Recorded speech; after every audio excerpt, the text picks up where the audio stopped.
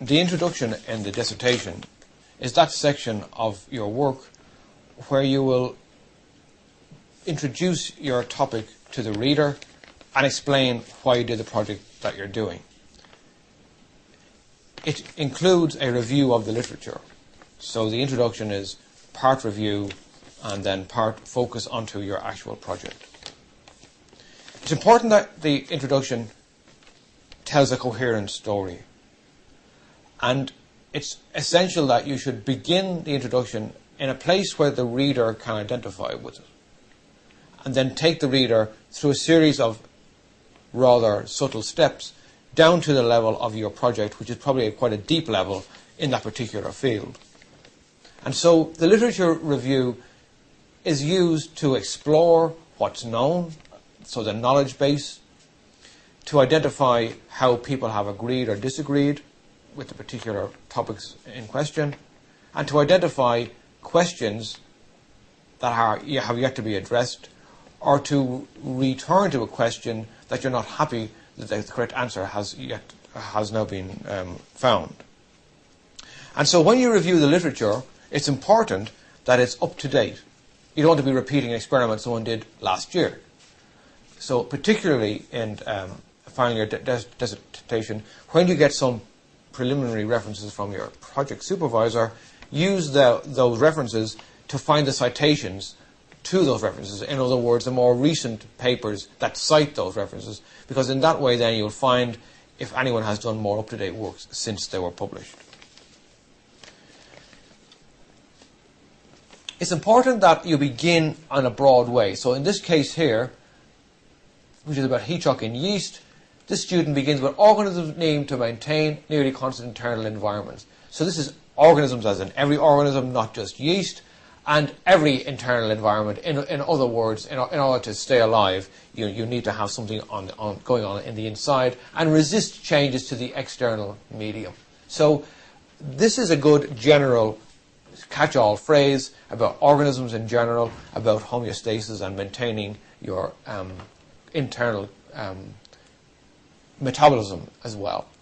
Again, this one here begins with about dental caries, begins with hundreds of bacteria species populate the body. So again, identifying a very common area for lots of readers, they will identify with the fact that there are bacteria everywhere, and then they focus down into their particular interest, which is the oral cavity, and the bacteria that within that oral cavity, and how they work. So this is a very well structured introduction. It's nice to use diagrams where appropriate. This one might be a little bit over described, but it's good to get into the biology of the system to give the reader a sense of that.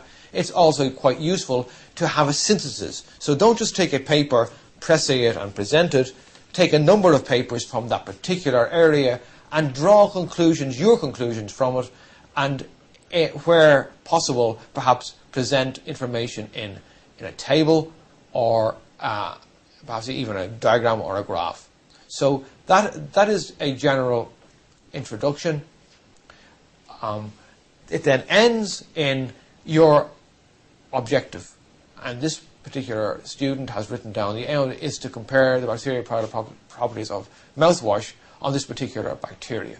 So that is a nice way to end. So they began with bacteria throughout the entire human body, and they're ending up now in their investigation with how well mouthwashes kill this particular species of bacterium. And again, this person here goes down to their end of their introduction, and as they go through it, they have used a synthesis of information about a diagram here about the cell membrane. There's a table up here about different proteins. So instead of just explaining them in a text, they have drawn up here so you can begin to get a feel for the story and the particular detail that this person is aiming to bring us down to, ending up at the end then with the final table and what they aim to do in the project. The aim is twofold, and explaining what those two aims are, and indeed, even in this case, expressing it as a hypothesis. So this student has gone from organisms in general and heat shock in general to a specific hypothesis about a particular aspect of the heat shock response. So to reiterate, your introduction should be a review of the literature.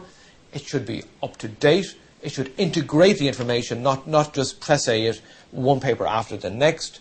It should be in a coherent fashion.